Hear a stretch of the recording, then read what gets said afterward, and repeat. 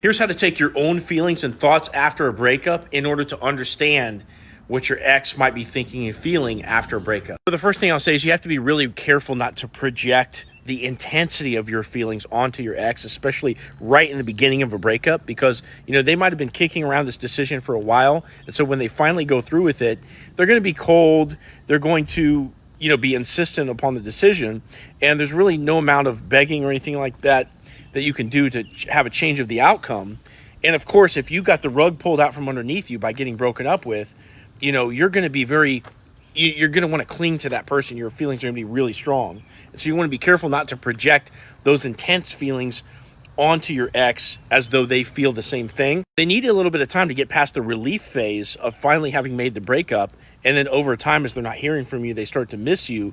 They start to kind of sing another tune. Once you get past that relief phase, it's at that time that you can begin to kind of extrapolate from your own emotions and your thoughts and feelings about events and try to understand what your ex might be thinking and feeling. For example, if a date comes up, like a birthday or something like that, and it goes by, and normally you would have wished them happy birthday, but you didn't, okay? Understand that they're aware of that as well, and it begins to subcommunicate to them that you're starting to move on because you didn't wish them happy birthday, and now they're very much likely to come back around and message you after that event because you didn't reach out and message them. If you're aware that something is a focal point in your old dynamic, in that old relationship, it's very likely that your ex is aware of that too. There's a golden rule in pickup artistry, and it's called whatever you feel, they feel. In other words, if I walk up to a girl out on the street and I'm super nervous, it's going to subcommunicate in my facial expressions, my vocal tonality, and all these things, okay?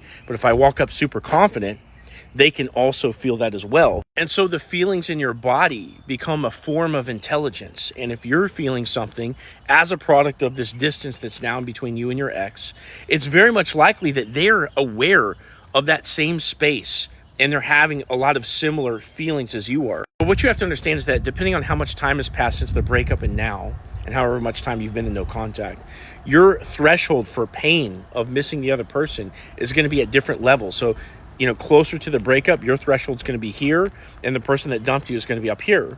Okay, but as time goes on, they start to miss you, and their threshold goes down. And as time goes on, you pick yourself up, and you get stronger, and you start to move on, and your threshold goes up. It's at the intersection of these thresholds that your ex finally reaches out. You can take your feelings and start to extrapolate what your ex might be thinking once they've gotten past that relief phase. Now, if you like this level of analysis that I've given here in this video and you want to hear me touch on your exact situation, click on my profile down here and click this link and get connected with me.